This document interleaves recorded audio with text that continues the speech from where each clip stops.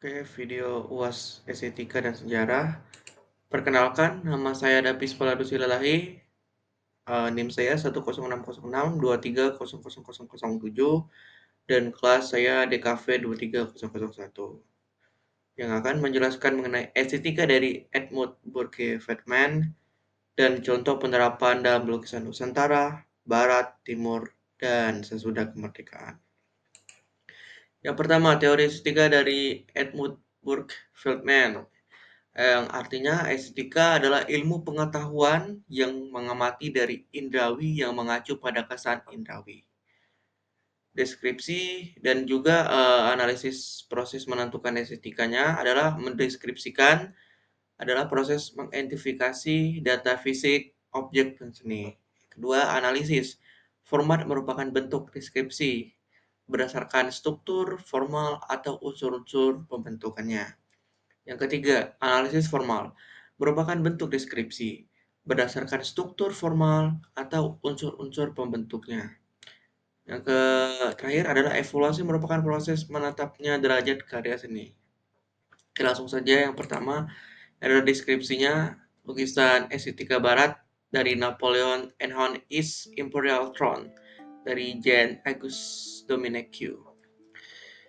Ini merupakan mendeskripsikan tentang penobatan Kaisaran Napoleon pada 2 Desember 1804 dengan suasana yang megah, mewah, yang terlihat dari atribut yang dipakainya, yang menonjolkan kesan glamor dan juga raja.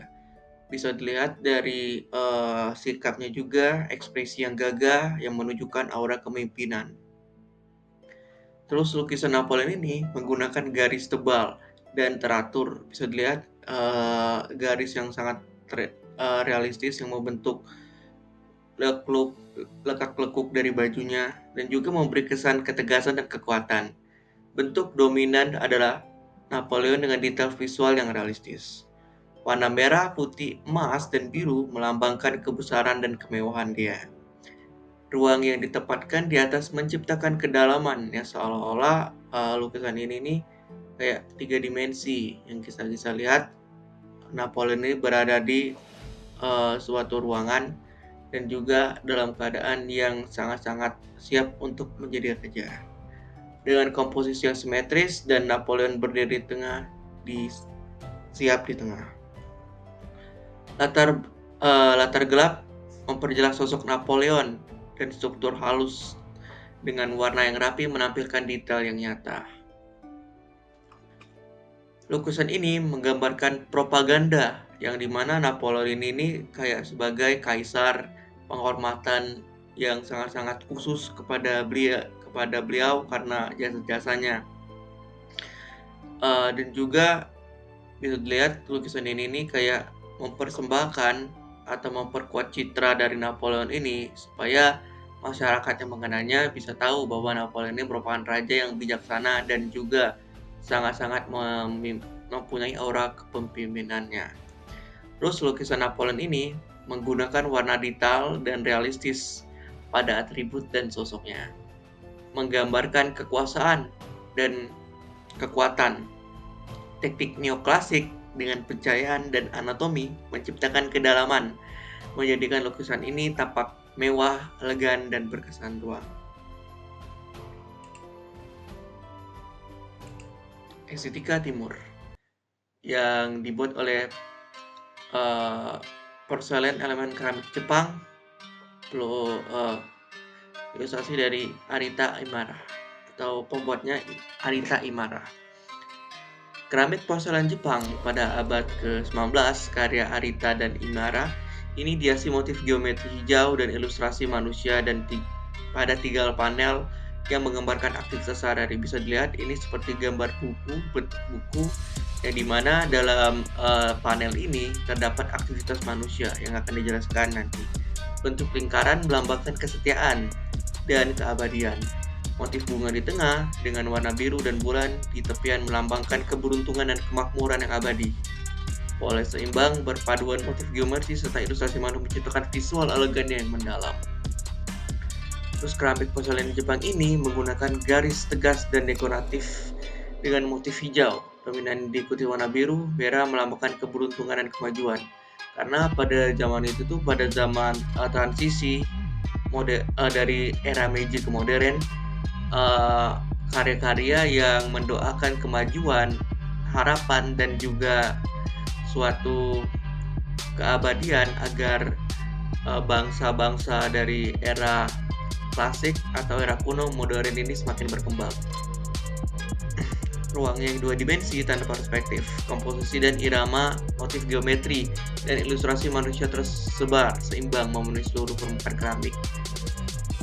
Jadi pada ilustrasi manusia ini menggambarkan suatu yang pertama itu adalah orang yang sedang membaca buku dan juga orang yang sedang memotong rambut kalau tidak salah.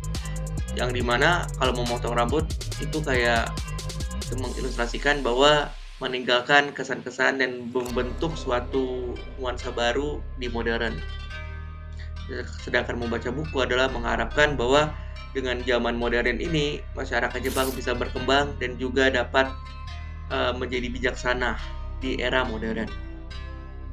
Keramik porselen ini menggambarkan sukacita dan nuansa alam lewat dari motif bunga, geometri dan warna hijau.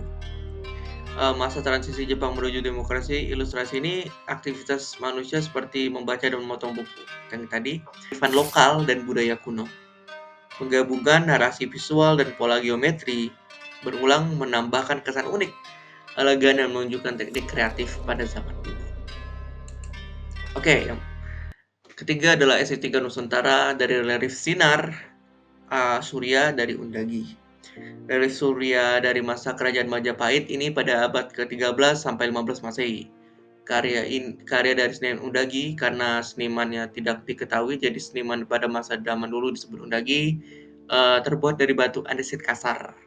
Relief ini melambangkan piringan matahari sebagai lambang kerajaan, karena Majapahit itu identik dengan atau logonya semacam sinar matahari. Maka dari relief ini dijadikanlah atau dibuatlah sebagai lambang kerajaan dari Majapahit.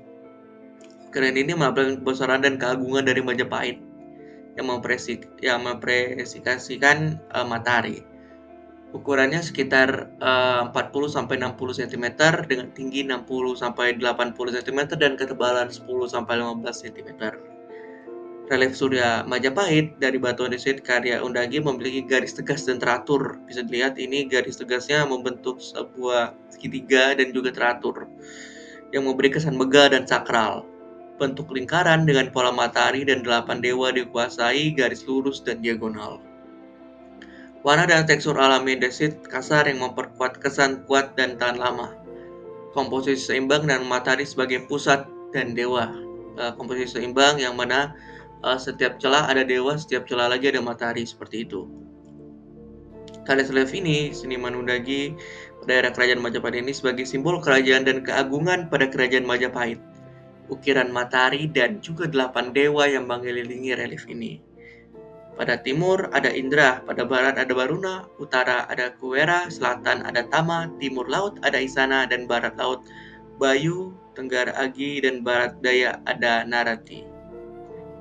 8 dewa ini melambangkan perlindungan dan kekuatan pada relief ini. Matahari di sini mempresentasikan dari kekuatan dan raja otoritas. Raja digambarkan seperti dewa yang mengatur sumber kehidupan penjagaan. Selain dilambangkan sebagai raja, matahari juga dilambangkan sebagai ilmu pengetahuan. Lalu estetika Indonesia ini adalah wanita dari Sri Wahyono 1988. Lukisan wanita karya Sri Wahyono menggambarkan pengantin Betawi dengan pakaian kuning yang melambangkan kebahagiaan dan kemewahan. Bisa dilihat dari pola bajunya dan juga pewarnaannya. Ramen lukis ini menyampaikan harapan dan doa, sementara gorisan kasar menambahkan kesan misterius. Kayak di dalam kebahagiaan ada sesuatu yang ditutupi. Seperti itu yang ingin disampaikan dari lukisan ini. Karya ini menggunakan garis ekspresif, tak teratur dan diagonal membentuk pakaian serta ekspresi wanita Betawi. Warna kuning dominan melambangkan kebahagiaan luar, namun menyimpan kesan dramatis di balik gorisan-gorisannya. Tekstur tebal akibat penimpaan atau dilapisin tidak merata. Latar belakang memberikan kedalaman dengan komposisi tokoh utama di tengah dan garisan abstrak mendukung sekali dengan kesan yang ingin disampaikan pelukis pada karya ini. Lukis ini menyimbolkan kebahagiaan dan kesuburan lewat dominasi warna kuning, namun garisan kasar dan juga tidak teratur mengekspresikan atau menciptakan kesan dramatis dan misterius pada wanita ini, menyiratkan konflik batin di balik suasana pernikahan yang tampak bahagia. Lukisan ini menunjukkan sistem pewarnaan yang memiliki kedalaman, menunjukkan suasana psikologis. Karya ini memiliki ekspresi realisme pada wajah objek. Lukisan ini memiliki tekstur yang khas dan timbul. Pelukis ini membuat tekstur yang timbul menjadikan lukisan ini tampak unik dan orisinal. Garis-garis warna yang kasar menjadikan unik dan ekspresif pada lukisan ini, seakan melihat kebahagiaan dan di dalam ketidakinginan atau di balik dramatis.